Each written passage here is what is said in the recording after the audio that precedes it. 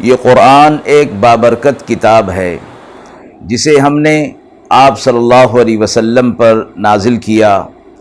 تاکہ لوگ اس پہ غور اور فکر کریں اور تاکہ اہل فہم اس سے نصیحت حاصل کریں۔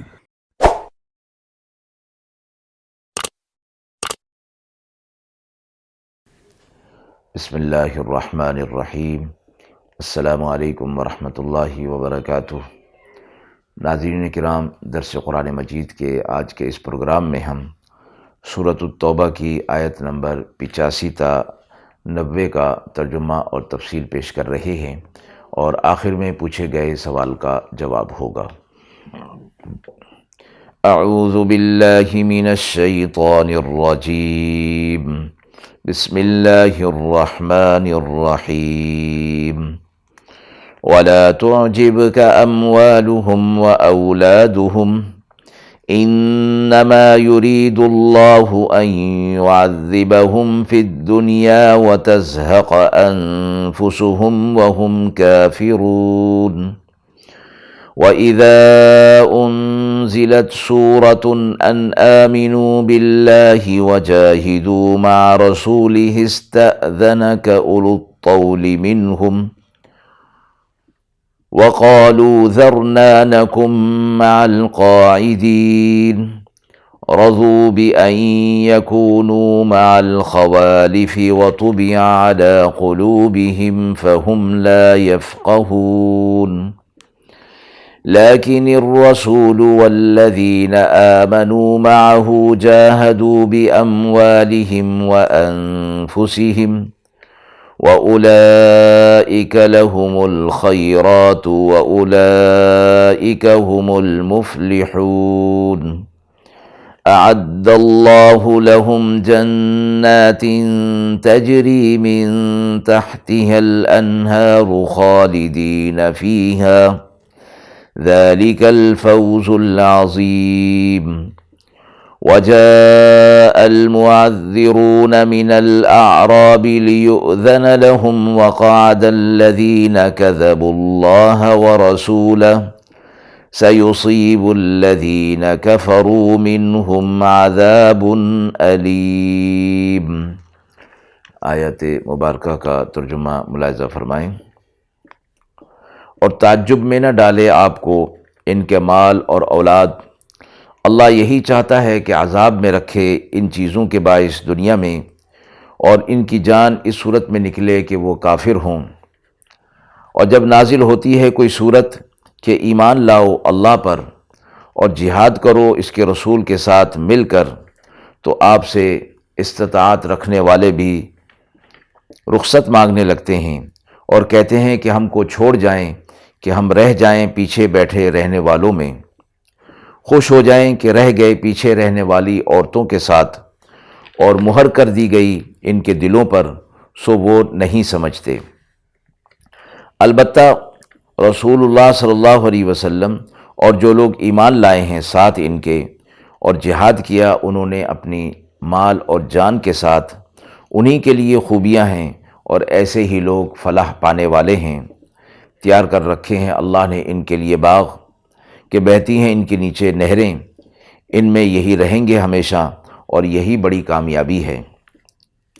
اور آئے بہانہ کرنے والے دیہاتی آپ کے پاس تاکہ ان کو رخصت مل جائے، اور وہ بیٹھ رہیں جنہوں نے جھوٹ بولا تھا اللہ اور اس کے رسول سے، اب پہنچے گا ان کو جو کافر ہیں دردناک عذاب۔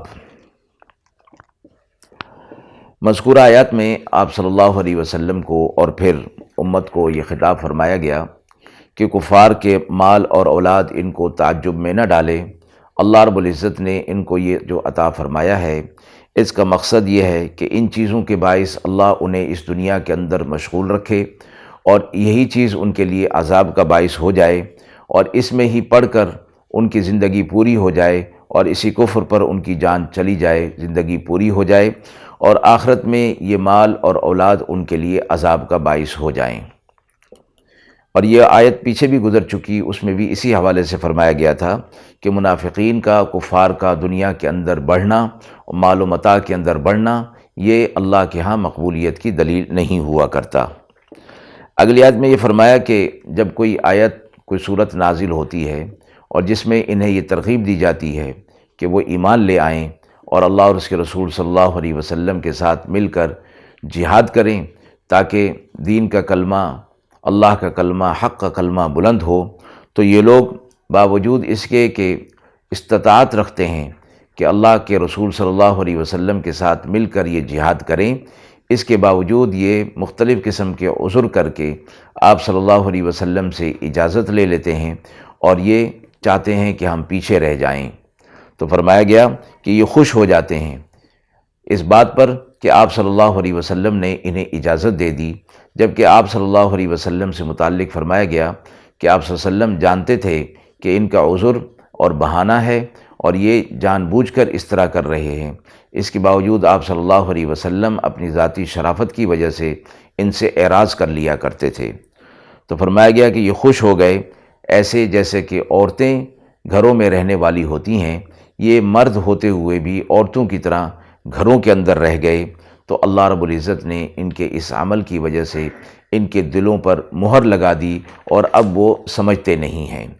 ایمان لانے کی مصلحتیں اور اللہ اور اس کے رسول صلی اللہ علیہ وسلم کی راہ میں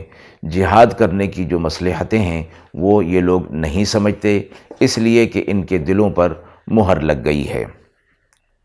البتہ فرمایا کہ ایسے بھی لوگ ہیں کہ جو اللہ اور اس کے رسول صلی اللہ علیہ وسلم پر ایمان بھی لے آئے اور ان کے ساتھ مل کر اپنی جان اور مال کے ساتھ انہوں نے جہاد کیا، تو ایسے لوگوں کا اجر فرمایا کہ اللہ نے ان کے لیے بہت سی خوبیاں ان کو عطا فرمائی ہیں۔ ایسے ہی لوگ فلاح پانے والے ہیں دنیا میں بھی اور آخرت میں بھی، اور آخرت میں اللہ نے ان کے لیے جنت تیار کر رکھی ہے جس میں نہریں بہہ رہی ہوں گی، اس میں یہ ہمیشہ ہمیشہ رہیں گے۔ یہی بڑی کامیابی ہے، اور یہ بڑی کامیابی جس کو اللہ خود فرما رہے ہیں اس سے بڑھ کر اور کیا کامیابی ہو سکتی ہے۔ آخری آیت کے اندر ان لوگوں کا ذکر فرمایا کہ جو دیہات سے منافقین کے جو قبیلے تھے ان میں سے آئے تھے، اور وہ بھی چاہتے تھے کہ انہیں رخصت مل جائے، اور وہ جھوٹ بول رہے تھے اللہ اور اس کے رسول صلی اللہ علیہ وسلم سے۔ تو فرمایا گیا کہ ایسے لوگوں کے لیے دردناک عذاب ہوگا کہ باوجود اس کے کہ وہ لوگ طاقت رکھتے ہیں، استطاعت رکھتے ہیں، پھر بھی جو ہے وہ رخصت مانگنے لگ جاتے ہیں اور جھوٹ بولتے ہیں، افتراء کرتے ہیں، دردناک عذاب ان کے لیے ہے۔ پچھلی آیت کے اندر ان منافقین کا ذکر تھا کہ جو مدینہ کے منافق تھے، اس آیت میں مدینہ سے باہر بھی ایک قبیلہ تھا جس میں منافقین تھے، ان کے آنے کا تذکرہ فرمایا گیا ہے۔ آیت کے حوالے سے سوال پوچھا گیا ہے، کیا کافروں کا مال و متاع دنیا میں ان کے لیے نعمت ہوا کرتا ہے؟ جواب میں فرمایا گیا کہ اگر غور کیا جائے تو کفار کا مال اور اولاد ان کے لیے رحمت اور نعمت کا سبب نہیں ہے، بلکہ دنیا میں بھی عذاب ہے اور آخرت میں بھی عذاب وہ اس کے علاوہ ہوگا۔ دنیا میں عذاب تو اس طرح کہ مال کی محبت اور اس کی حفاظت، پھر اس کے بڑھانے کی فکر ان کو ایسی لگی رہتی ہے کہ کسی وقت بھی انہیں چین اور آرام اور سکون نہیں ہوتا۔ تو اس مال کی وجہ سے جو دلی سکون اور آرام ان کا چلا گیا، تو یہ بھی ایک عذاب کی صورت فرمائی گئی ہے۔ مال و دولت کے ذریعے سے آرام اور آسائش اور راحت کا سامان ہونا چاہیے تھا، لیکن قلب کا سکون اور اطمینان ان کو حاصل نہیں ہو سکتا۔ اس کے علاوہ یہ دنیا کا مال و متاع چونکہ آخرت سے غفلت میں ڈالنے والا ہوتا ہے، اس لیے کفر اور معصیت کے اندر بھی یہ مال ان کا بڑھانے کا سبب بن جاتا ہے۔ اس لیے عذاب، اس کو بھی عذاب کہا گیا، یعنی وہ مال اور اولاد جس کے ذریعے سے ان کا کفر جو ہے بڑھ جائے، معصیت بڑھ جائے اور آخرت سے غفلت طاری ہو جائے، تو یہ بھی ایک عذاب ہے۔ اور عملی عذاب جو ہے وہ تو آخرت میں دنیا کے اندر رہتے ہوئے اللہ نے جو انہیں یہ نعمتیں دی تھیں ان کو صحیح استعمال نہ کر کے اپنے لیے آخرت کا عذاب جو ہے وہ مول لیتے ہیں، اس لیے مال اور اولاد کو ان کے لیے عذاب تعبیر فرمایا گیا ہے۔ وآخر دعوانا ان الحمد للہ رب العالمین۔